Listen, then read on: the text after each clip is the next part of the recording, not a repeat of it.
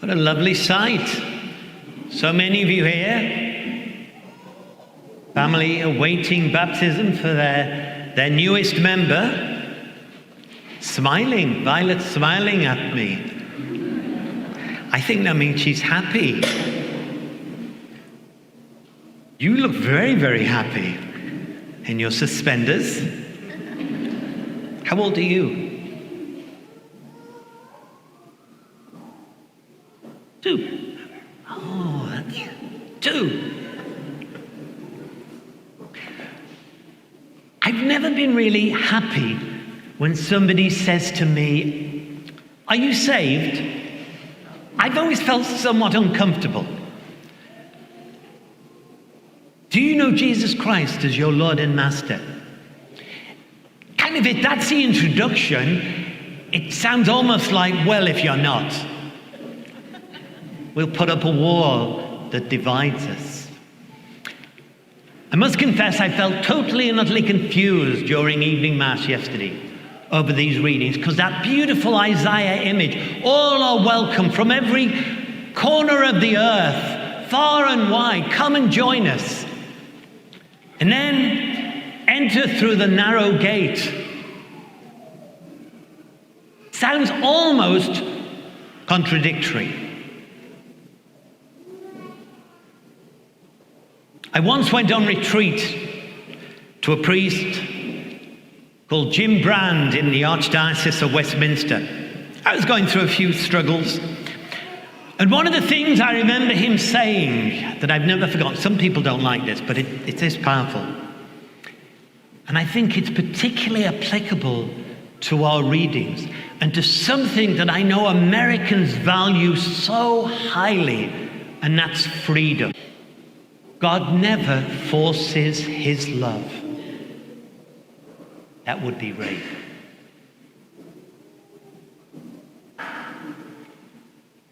So God's love is not withdrawn. God's love is there. But it's to be accepted freely, not by force. As Deacon Dwight was reading that reading, I was thinking of the Crusades. Not that I go back that far, but I was thinking an attitude of triumphalism. And the attitude that Pope Francis talks about is accompaniment, walking with the family, getting to know the parents, getting to know the 5 children, getting to know those who perhaps walk alone, but not starting off with a question that could possibly divide us, but with an openness. And Jesus was always open. And lots of people came to him with all sorts of issues that didn't really fit in, because illness was not treated kindly like we hopefully do treat people today.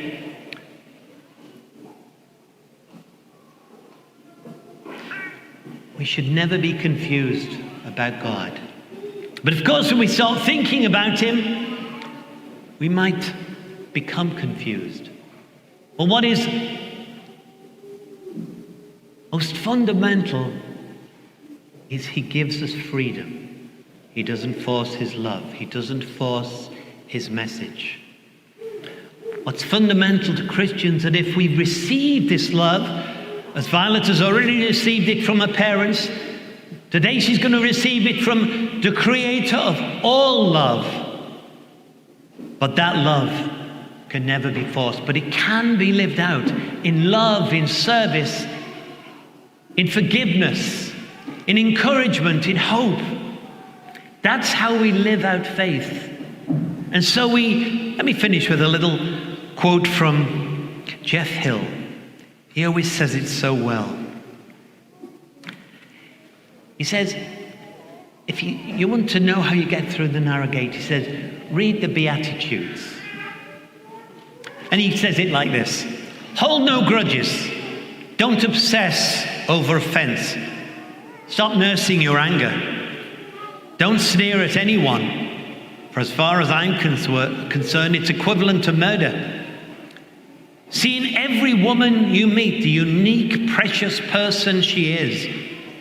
Don't reduce her to a consumable object. Don't be so litigious. Don't get caught up in the paranoia of fine print. When you say yes, mean yes. When you say no, mean no. Be candid, trusting and trustworthy. Don't think about getting even. Even if somebody rips you off, send him a gratuity. Give and forgive as extravagantly as God gives and forgives. And so as our parents continue to say their yes to God, as we continue to say our yes, let's not be obsessed with how many or who, but acknowledge the one who showed us the perfect example by walking totally and utterly in obedience to his Father.